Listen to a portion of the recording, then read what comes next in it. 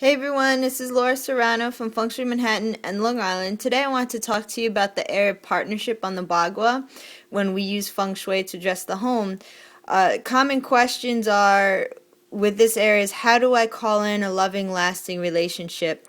Step one to that is if the relationship currently is not working, you have to be honest with yourself and become brave enough, which encourage, and it takes a lot, but with the right support of friends and family, you can absolutely do this and overcome it, is learn to let go of that relationship which no longer serves your highest good.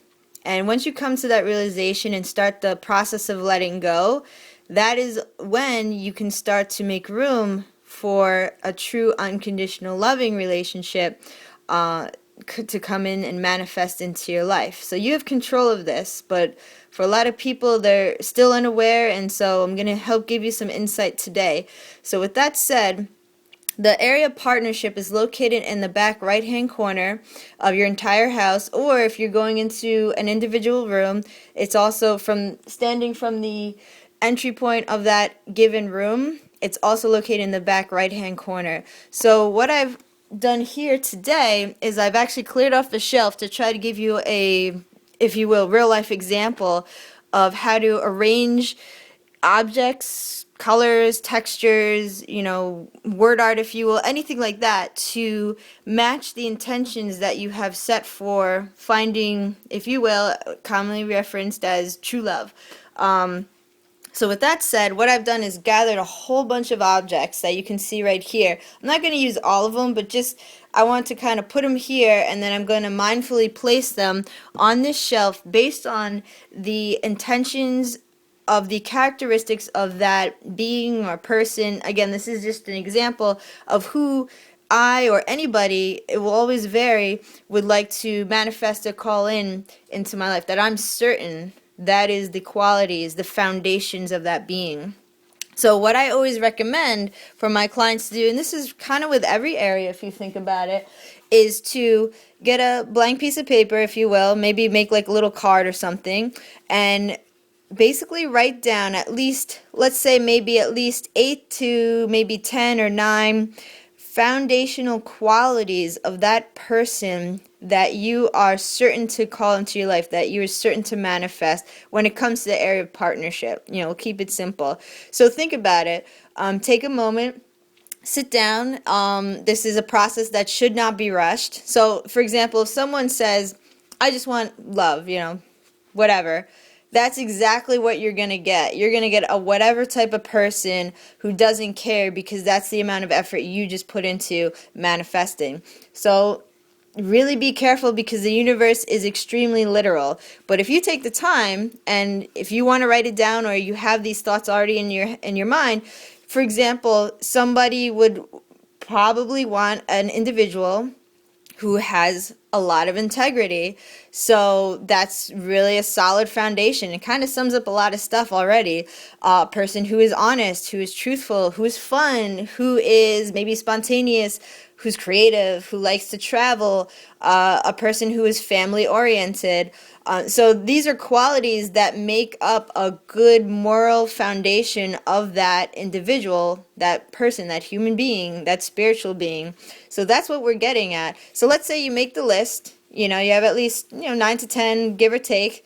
And now what you do is you take that list, either you can hold on to it as you're shopping, or if you're shopping within your house, because a lot of times we have everything we already need, we're just unaware.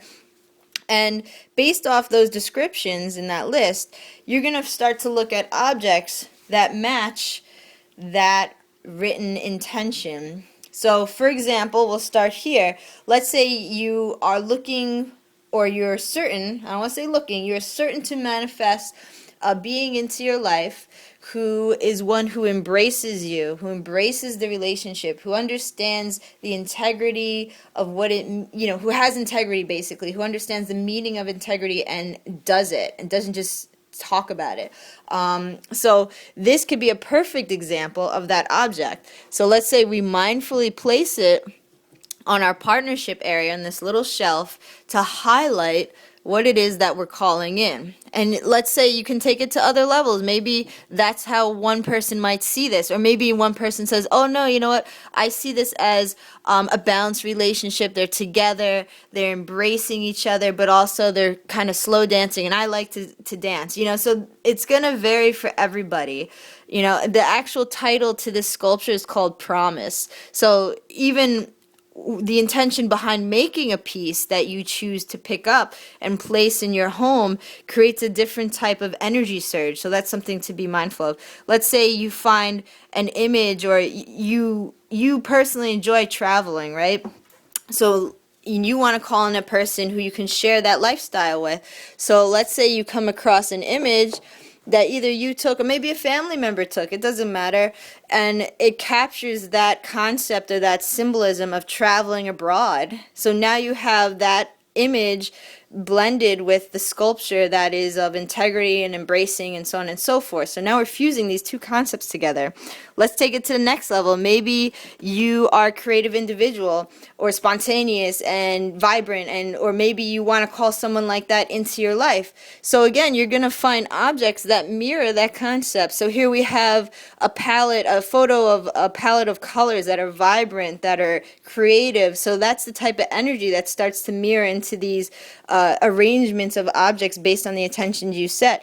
Let's go to another level, using word art and candles. So commonly we'll always talk about having two objects that are balanced of the same size to represent a balanced relationship. And if you look at the words, we have the word delight and stability, and that's also fusing that energy into this arrangement of key objects.